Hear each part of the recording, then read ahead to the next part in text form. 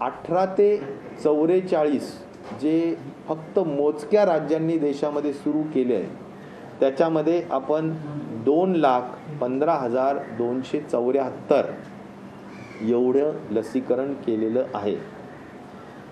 दोन्ही डोस दिलेले जे काही एकूण नागरिक आहेत ते 28,66,631 एवढ्या दोघांनाही आपण लसीकरण देऊन महाराष्ट्र दोन्ही डोसमध्ये जी काही संख्या आहे ती देशामध्ये आपण 1 नंबरला निश्चित प्रकारे आहोत. त्याचबरोबर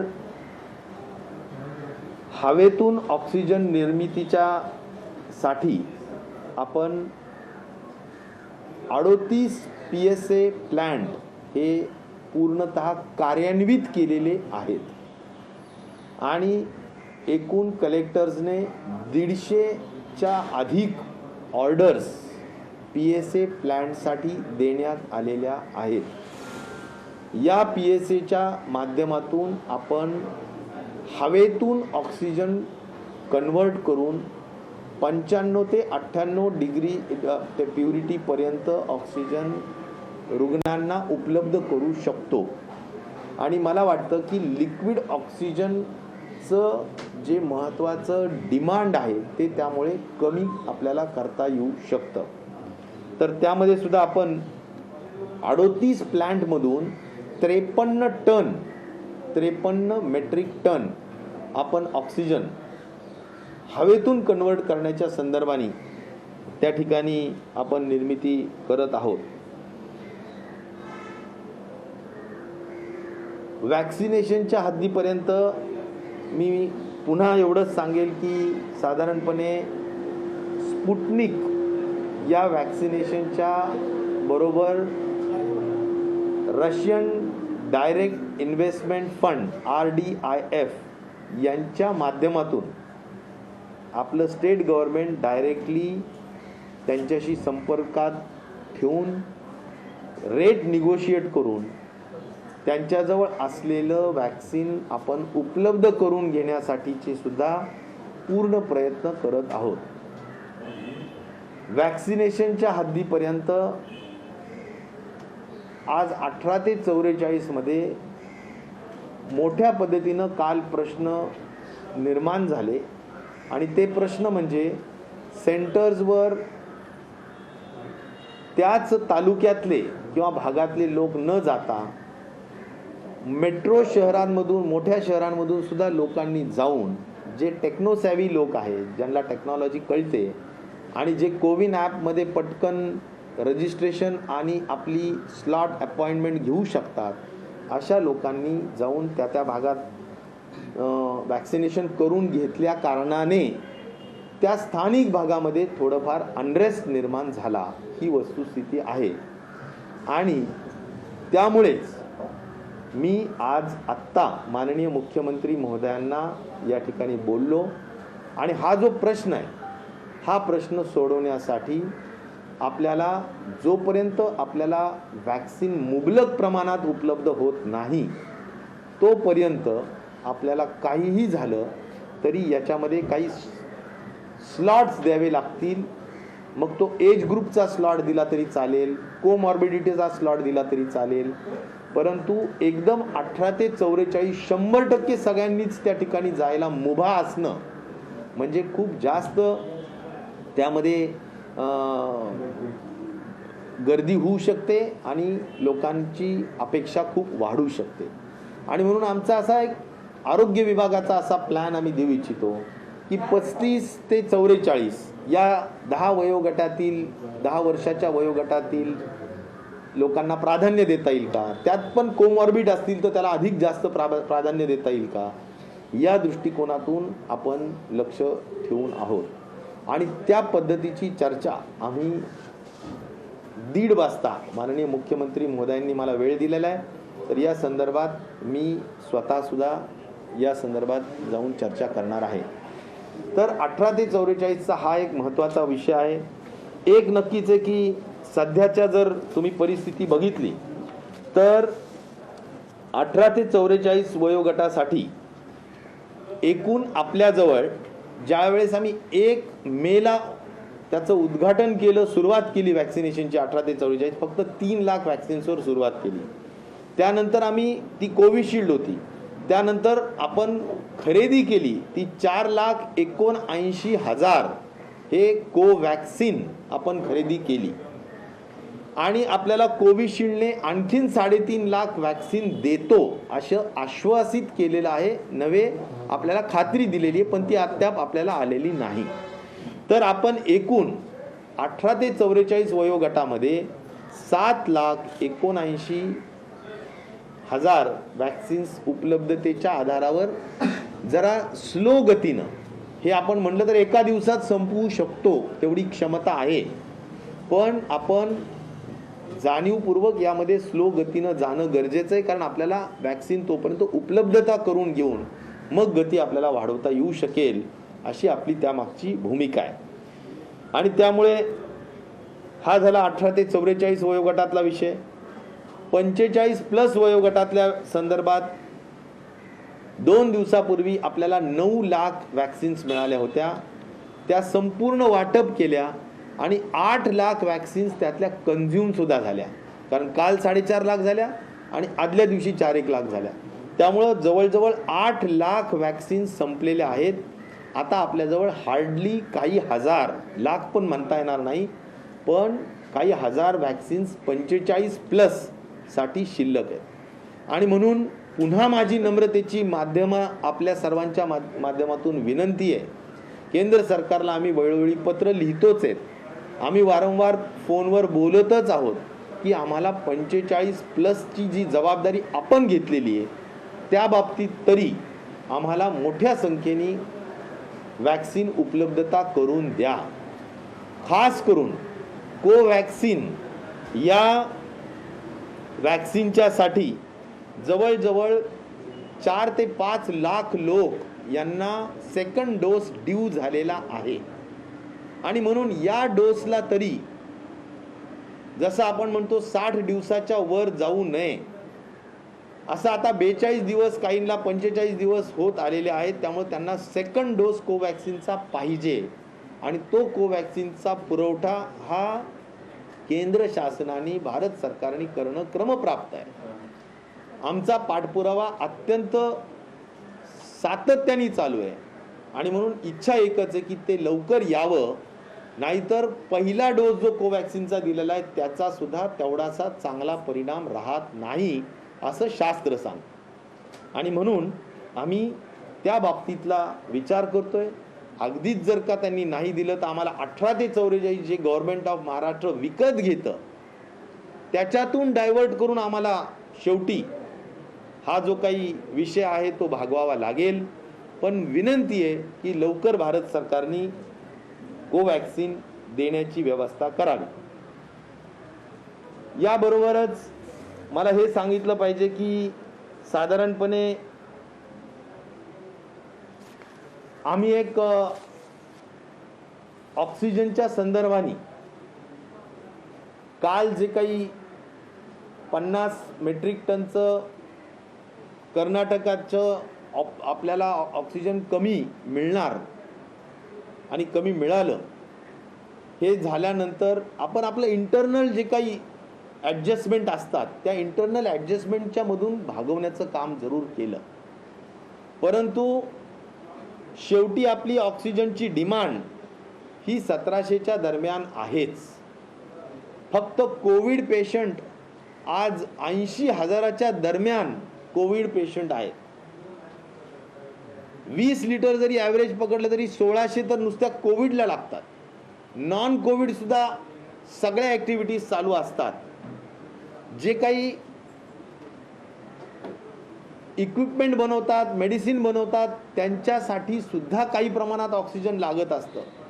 आणि त्यामुळे एकंदर 1700 मेट्रिक टनाची गरज राज्य शासनाने, केंद्र शासनाने आपली भागवलीच पाहिजे, ही आग्रही भूमिका आमची निश्चित प्रकारे राहील.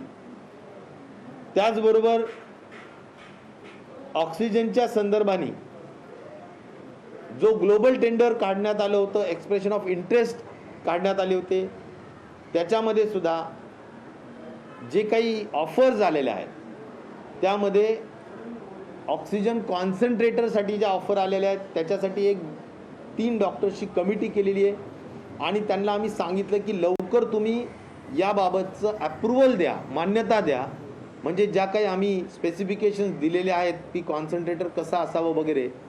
परंतु त्यांचं म्हणणं असं आहे की एवढे मोठ्या पद्धतीनं आपण ऑक्सिजन कॉन्सन्ट्रेटर खरेदी करतोय तर आपल्याला डेमो तरी दिलं पाहिजे आणि म्हणून त्या डेमोसाठी सुद्धा काही पीसेस आपल्या अधिकाऱ्यांनी बोलवलेले आहेत. ते आज डेमो जर का आटोपला तर उद्या त्याला अप्रुव्हल जर मिळालं तर आपल्याला ऑक्सिजन कॉन्सन्ट्रेटरसुद्धा खरेदी करता येऊ शकतील, त्याचे परचेस ऑर्डर देता येतील. मी कालच सांगितलं की रेमडेसिवीरच्या बाबतीत 3 लाख रेमडेसिवीर इम्पोर्टेड वेगवेगळ्या देशांनी दिलेलं रेमडेसिवीर जे अप्रूव्ह झालेलं आहे ते म्हणजे drug controller DCGI drug controller general of India यांच्या अप्रुव्हलच्या मान्यतेने आपण 3 लाख रेमडेसिवीरला मान्यता दिलेली आहे. त्यांना PO ज्याला म्हणू आपण परचेस ऑर्डर आपण त्यांना दिलेली आहे. हा दुसरा आयटम आहे जो ग्लोबल टेंडरचा आहे. तिसरा महत्त्वाची विषय आहे तो म्हणजे आपण PSA प्लांट, त्या PSA प्लांटच्या संदर्भात सुद्धा 1-2 दिवसाच्या आतमध्ये निर्णय होईल असं मदत आणि पुनर्वसन खात्याचे सचिव जे या भागाचं ह्या सगळ्या गोष्टी बघतायत असीम गुप्ता त्यांनी मला आत्ताच आमच्या VCच्या माध्यमातून सांगितलं. आणि मी सर्वांना एकच सांगितलं की ज्या काही गोष्टी करायच्या जलद गतीनं करा, कारण वेळ हा सगळ्यात महत्त्वाचा आहे. अप्रुव्हलच्या नावाखाली खूप जास्त वेळ घालवून चालणार नाही. लवकर या सगळ्या गोष्टी झाल्या पाहिजेत. या माध्यमातून आम्ही ऑक्सिजन साठवण्यासाठीचे टँक्स असो ते पण त्या माध्यमातून आम्ही घेण्याच्या संदर्भात ज्या ऑफर झाल्या त्याही बाबतीतले निर्णय हे लवकरच त्या ठिकाणी घेतले जाणार आहेत. आता राहिला प्रश्न साधारणपणे रेमडेसिवीरचा, तर रेमडेसिवीरच्या संदर्भात मी आपल्याला एक सांगू इच्छितो की जवळजवळ जो काही आपल्याला अलॉटेड कोटा आहे गव्हर्नमेंट ऑफ इंडियानी, म्हणजे NPPA ज्याला म्हणू आपण national pharmaceutical pricing authority NPPA यांना अधिकार दिलेला आहे कोटा देण्याचा आणि नियंत्रण ठेवण्याचा. कोटा दिला गेलाय परंतु जो कोटा दिला गेलाय तो येत नाही. ज्या कंपन्यांना जो काही कोटा सप्लाय करायला सांगितलेला आहे त्या कंपन्या ते सप्लाय करत नाहीत. एक हिट्रो सोडली तर बऱ्याच कंपन्या या सगळ्या गोष्टी वेळेवर करत नाहीत किंवा प्रमाणात करत नाहीत, ज्या गोष्टी सांगितलेल्या आहेत त्या प्रमाणात, आणि त्यामुळे देखील रेमडेसिवीरचा पुरवठा कमी होतो. तरी सुद्धा आपण सातत्याने केंद्र शासनाशी पाठपुरावा केल्यानंतर US मधून ज्या काही US एड म्हणून जे केंद्र शासनाकडे आलेले आहेत त्यातून आपल्याला 52,000 रेमडेसिवीर उपलब्ध आपण करून घेतलेले आहेत. परंतु शेवटी या कंपन्यांना कंट्रोल करणं, या कंपन्यांना भाग पाडणं की बाबा महाराष्ट्राचा कोटा महाराष्ट्राला मिळालाच पाहिजे, हे भारत सरकारच्या फार्मास्युटिकल कंपनी खात्याचं काम आहे. आणि मला वाटतं त्यांनी हे काम जरा अधिक चोखपणे बजावण्याची आवश्यकता आहे. कारण ज्या कंपन्या हे अलॉटेड कोटा देत नाहीत त्यामुळे जर राज्याला आणि जनतेला त्रास होत असेल तर मला वाटतं ज्याच्या हातात तो कंट्रोल आहे त्यांनी तो कंट्रोल अधिक चांगल्या पद्धतीनं निभवायला पाहिजे. त्यामुळं हा रेमडेसिवीरचं झालं, ऑक्सिजनचं झालं, लसीकरणाच्या संदर्भात झालं. आम्ही तिसऱ्या वेव्हच्या अनुषंगाने काही महत्त्वाचे निर्णय घेऊ पाहतोय अगोदरच, कारण त्याचा एक सूतवाच हा केंद्र शासनाने केलेला आहे. आणि केंद्र शासनाने सूतवाच केल्यामुळं आम्ही पीडियाट्रिक टास्क फोर्स एक ताबडतोबीनं तयार करत आहोत. पीडियाट्रिक टास्क फोर्सचा अर्थ असा की जे आता 18 वर्षाचे लहान वया गटातली मुलं आहेत, मुली आहेत, या सगळ्यांच्या अनुषंगाने त्यांना आपण वॅक्सिनेट करत नाही आहेत आणि त्यामुळं त्यांना त्यांची काळजी घेणं गरजेचं आहे. आणि त्यामुळं त्या अनुषंगाने लागणारे बेड्स असो, त्या अनुषंगाने लागणाऱ्या त्यांना पीडियाट्रिक व्हेंटिलेटर्स असो किंवा त्यांचे पीडियाट्रिक SNCU बेड्स असो, हे जे काही वेगळ्या टाईपचे बेड्स लागतात ते सुद्धा आपल्याला तयार करून ठेवले पाहिजे. आणि त्या दृष्टिकोनातून सुद्धा काल माननीय मुख्यमंत्र्यांनी रात्री 10 वाजता VC घेऊन अनेक पिडियाट्रिशियन्सला मुंबईच्या असो बाहेरच्या असो चर्चा केलेली आहे. आणि त्याबाबत सुद्धा मला वाटतं आपण या सगळ्या गोष्टींच्या माध्यमातून तयारी करत आहोत.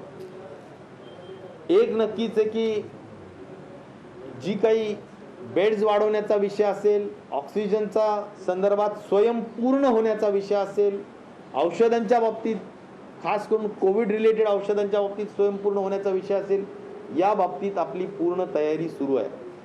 खास करून कोविडच्या संदर्भाने आज कॉन्ट्रॅक्च्युअल तर 100% पदं भरण्याच्या सूचना दिलेल्या आहेत, पण परमनंट सुद्धा जवळजवळ 16,000 पदं, 12,000 क ड याचे 2,000 ब आणि साधारण 1,500 ते 2,000 अ अशा संदर्भाने जवळजवळ 16,000 पदं नुसत्या आरोग्य विभागाचे कॅबिनेटनी असा निर्णय घेतलाय की पुन्हा कॅबिनेटमध्ये जायची गरज नाही.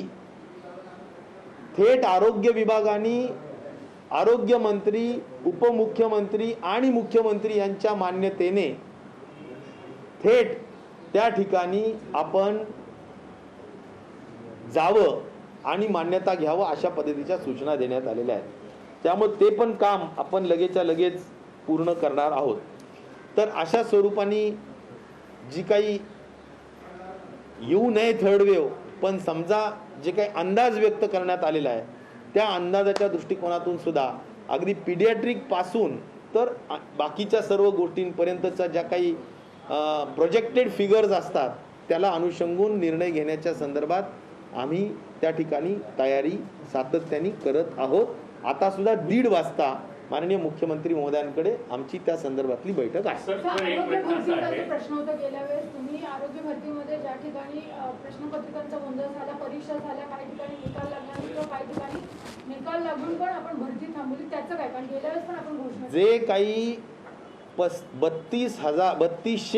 3,200 लोकांची भरती जी आरोग्य विभागामध्ये झाली त्यामध्ये एक MPW म्हणजे मल्टीपर्पज वर्कर हा जर एक घटक सोडला आणि ड्रायव्हर हा जर एक घटक सोडला, कार्पेंटरचे 1-2 पद आहेत, तर बाकी सर्व संवर्गातले पदांना ॲक्च्युअल ऑर्डर्स देण्यात आलेल्या आहेत. त्यामुळे ती जी 50% रुग्णसेवेच्या 50% भरती करण्याची जी परवानगी देण्यात आली होती तिच्या संदर्भातलं बहुतांश काम झालंय.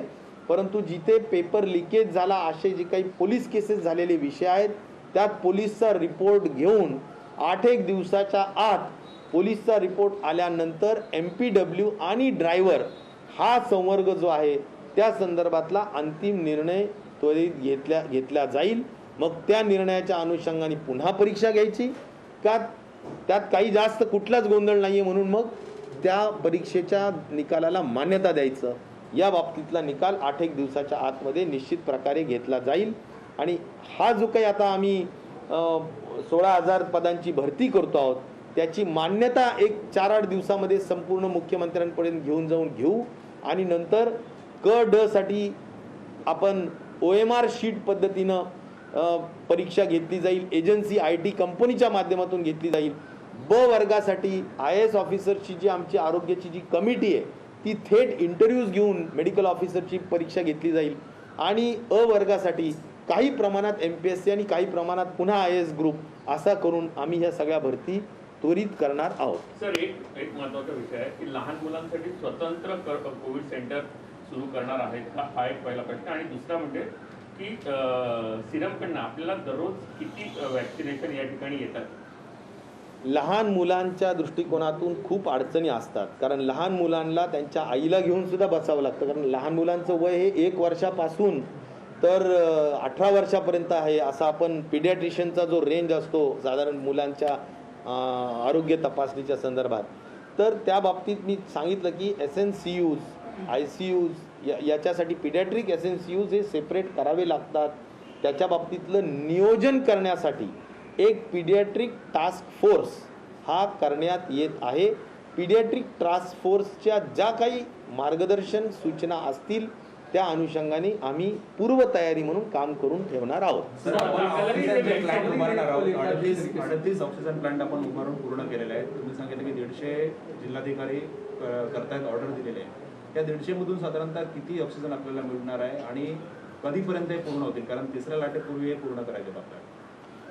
नाही, साधारणपणे जर हे 150 प्लांट उभा राहिले तर यातून 300 मेट्रिक टन अंदाजे, हे मी एक अंदाज सांगतो, कारण जसं 38 मधून एक 50 टन मिळालं तसं एक 150 जर का आपण ऑर्डर्स दिल्या पूर्ण झाल्या तर एक 300 मेट्रिक टनापर्यंतचा ऑक्सिजन आपल्याला उपलब्ध करून घेता येईल.